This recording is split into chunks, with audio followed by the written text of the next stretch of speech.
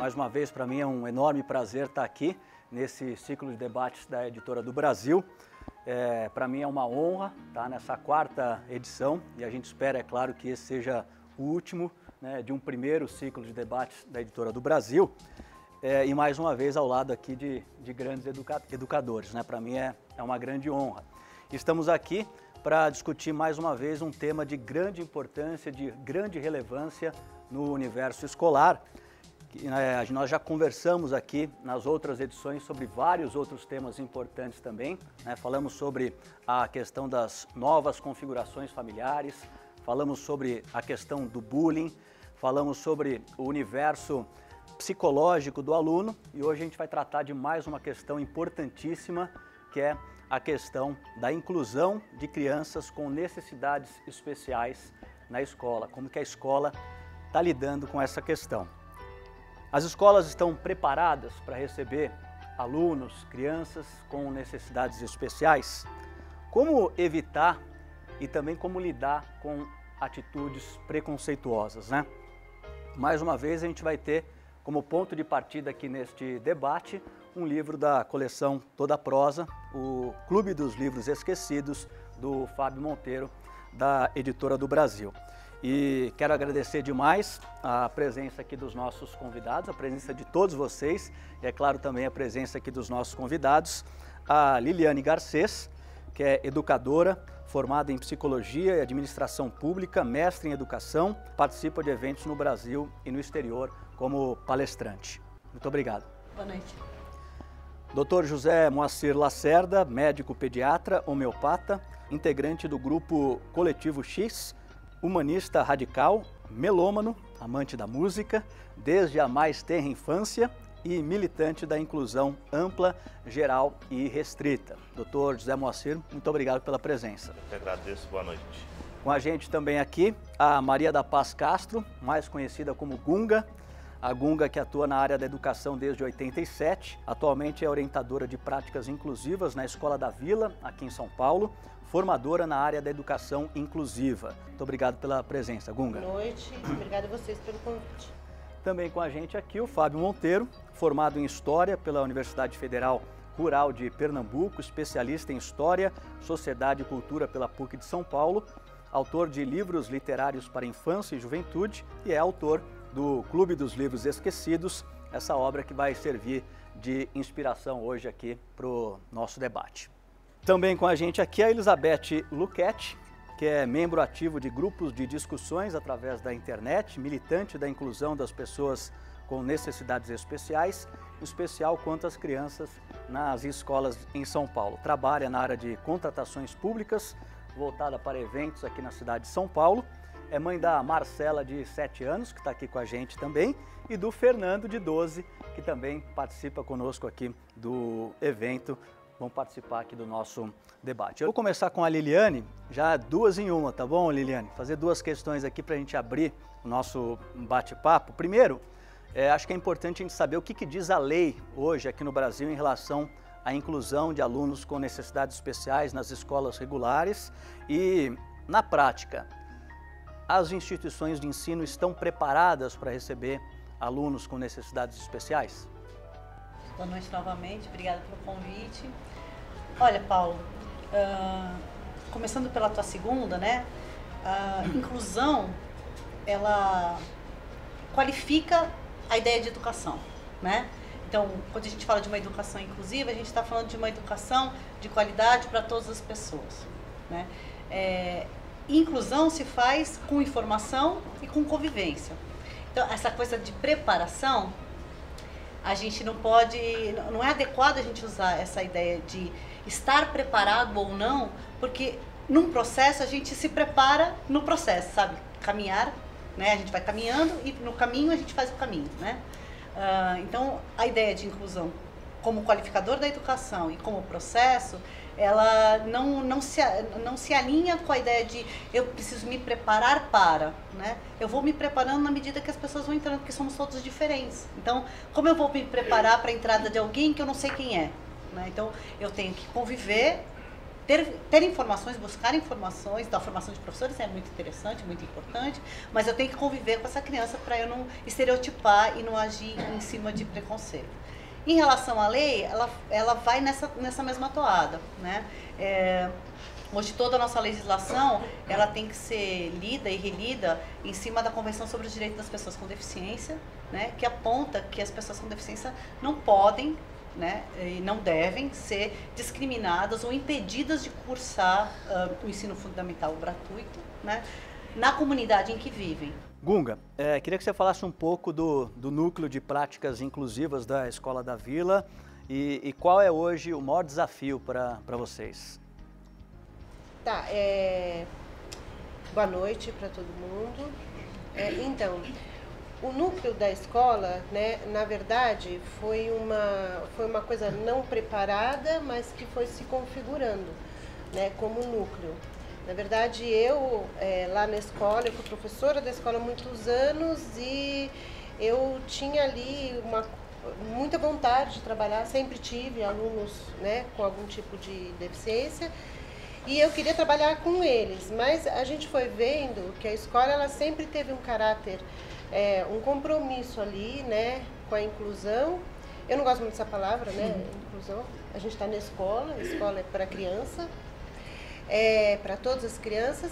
E a gente foi vendo o quanto era importante a gente não centralizar, porque a gente fala núcleo, né, um nome esquisito, não centralizar o trabalho com essas crianças num núcleo, mas sim articular para que a escola inteira pudesse ter uma atuação aberta, né? Pudesse perseguir ali a ideia de uma escola para todos. Então, a atuação mais importante, né? Talvez não seja que eu trabalhe mais, mas a atuação, acho que a missão mais importante do núcleo é com os professores, né? É trabalhar com os professores, é fazer escuta com os professores, é apoiar os professores e fazer da escola uma comunidade para todos. Então, não adianta a gente ter uma professora que tem um aluno ali com síndrome de Down e a gente vai ensinar ela a trabalhar com esse aluno, né?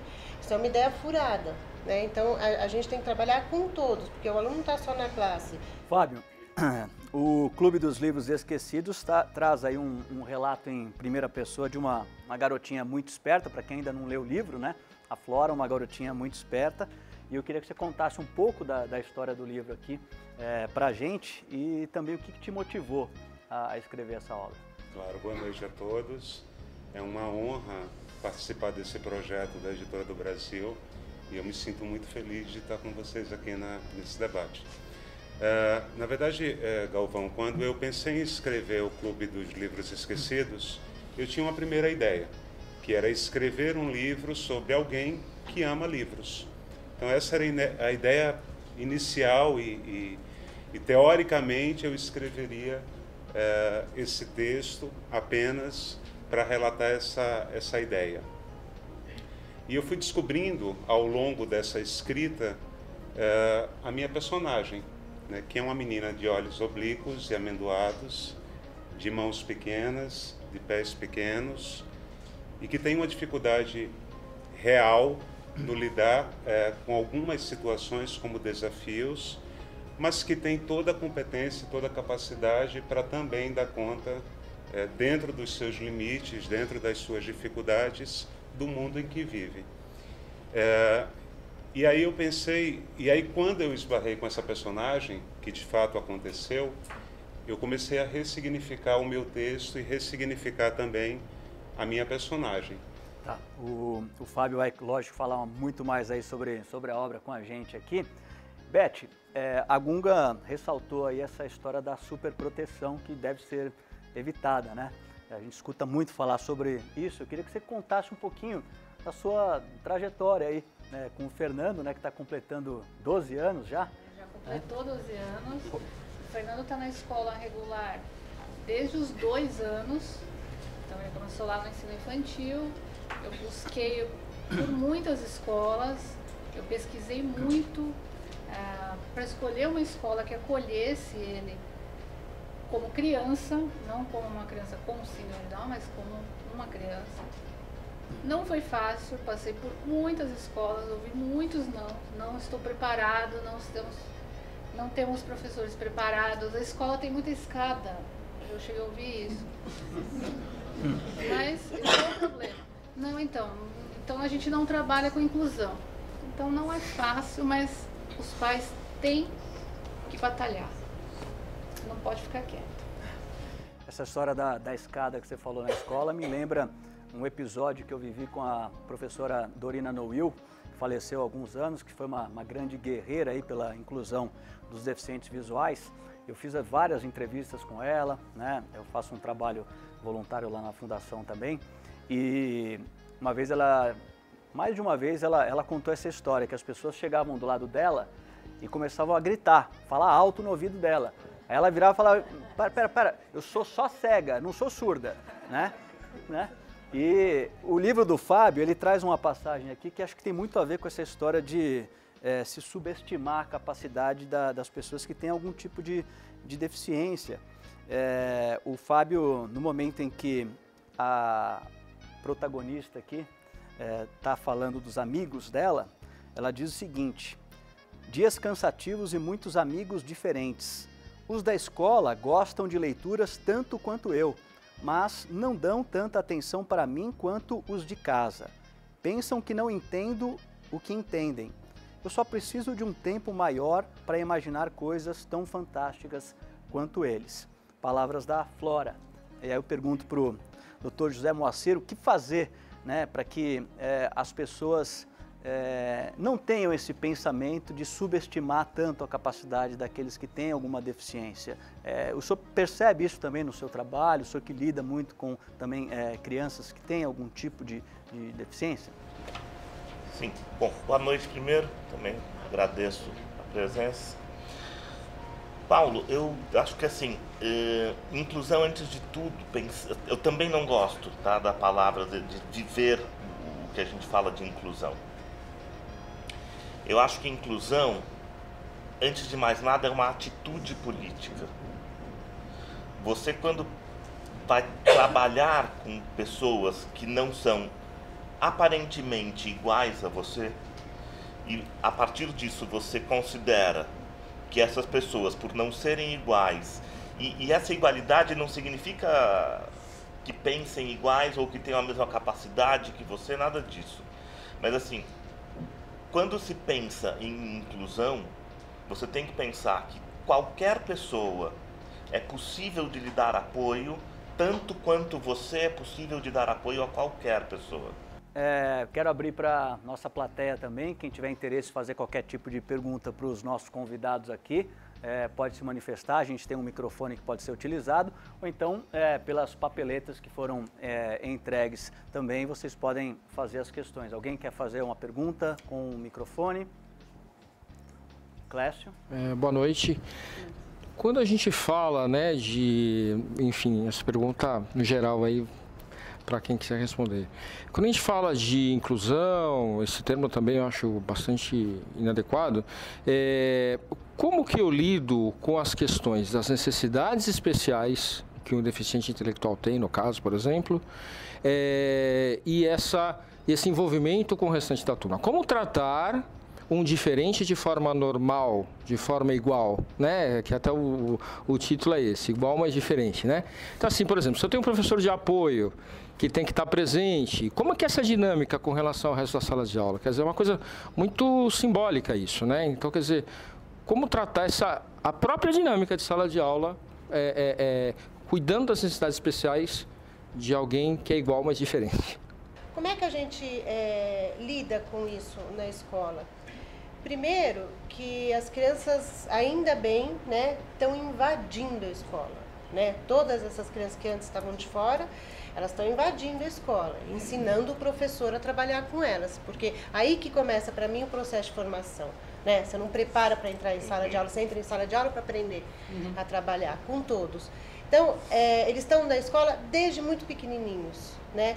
As crianças pequenas, elas não estão nem aí, né? Acho que o Piaget ensina um pouquinho, a gente vê que eles não não estão classificando. Então, acho que é nesse momento, eu sempre digo, a professora da educação infantil é aquela que vai fortalecer a criança para que ela possa seguir incluída, forte, porque até as crianças lá no grupo 2 começarem a perceber que tem alguma coisa diferente, eles já fizeram tanta coisa junto, o cara já participou de tanta coisa. E é também importante a gente mostrar essas crianças, que a gente olha pelo defeito,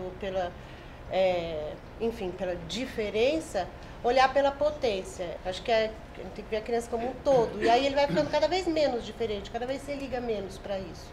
Tem uma questão que chega da plateia, vou encaminhar para Liliane.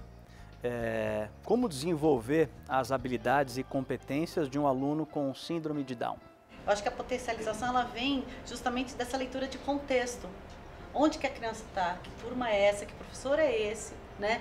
Então, assim, não se potencializa uma criança com síndrome de Down, porque isso não define a criança.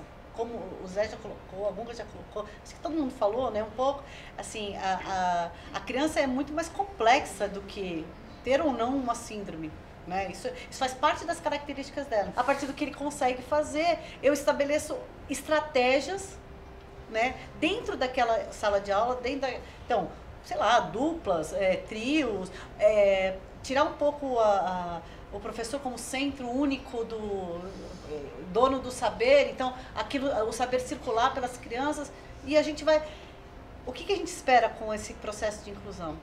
Que essas crianças convivem desde a mais tenra idade, com todas as diferenças, a gente começa a olhar, a gente começa a conviver e, portanto, estranhar menos, que é como a Gunga falou. Eu acho que o que acontece também, além da questão do preconceito, às vezes é um receio pela desinformação. Eu ouvi de várias pessoas, né, que têm algum tipo de deficiência falando o seguinte: olha, você se aproxima normalmente, não precisa chegar em mim e a primeira coisa que você vai falar é sobre a deficiência. Então eu pergunto para você, Beth, na sua opinião, você sente isso realmente? As pessoas com receio de se aproximar, não sabem como se aproximar, e você como mãe, que tipo de orientação, se é que eu posso falar dessa forma, você dá pode dar para as pessoas, né? Para quebrar esse gelo, né, que existe? Exatamente, né? Isso, de agir com toda a naturalidade possível, não precisa tratar uma pessoa, principalmente com síndrome de Down, adulto, como se fosse uma criança, e nem um adolescente como se fosse uma criança, porque eles não são mais, eles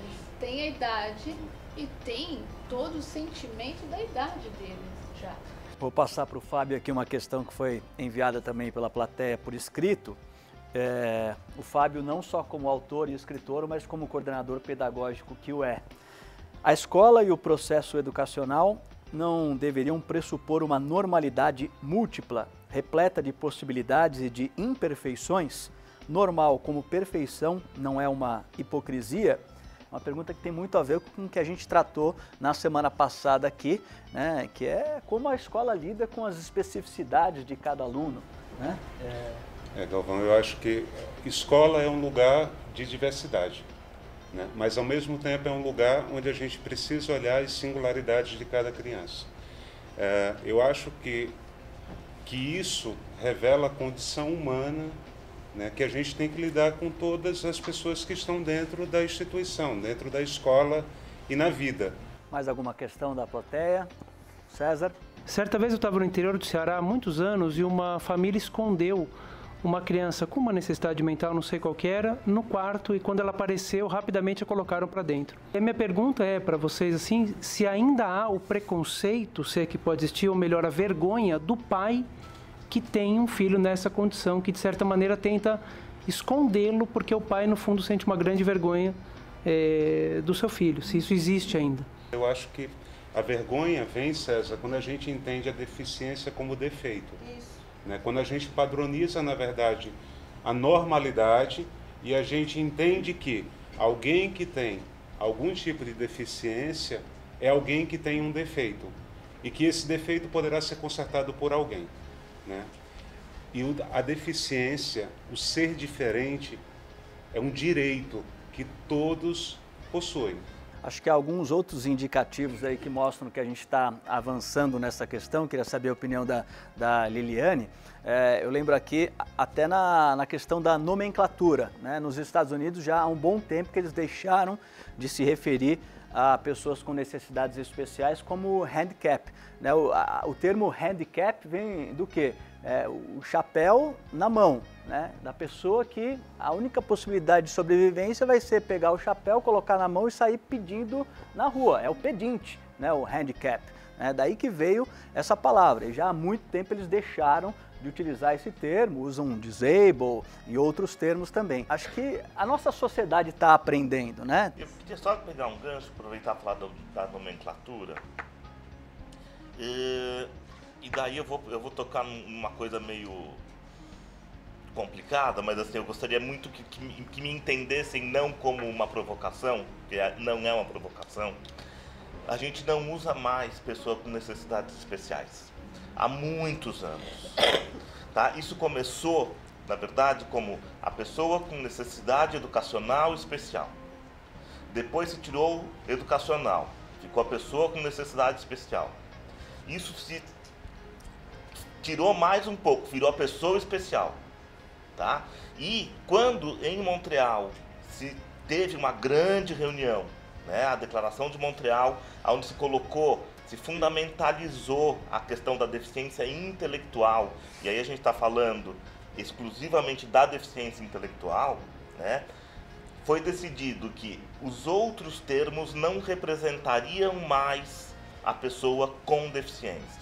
Em que medida, de repente, essa restrição a nomenclaturas não pode, às vezes, também diminuir o debate em torno da questão que é tão importante? A gente sabe que, a gente está até falando sobre essa questão aí, das pessoas terem receio de falar sobre isso, não, mas o politicamente correto e tal. Será que você colocar de uma forma que não, assim é certo, assim não é, falar assim, falar assado, isso aí de repente não pode prejudicar o debate como um todo? É uma provocação, assim. Então, mas do lugar lá da escola que eu vejo, né?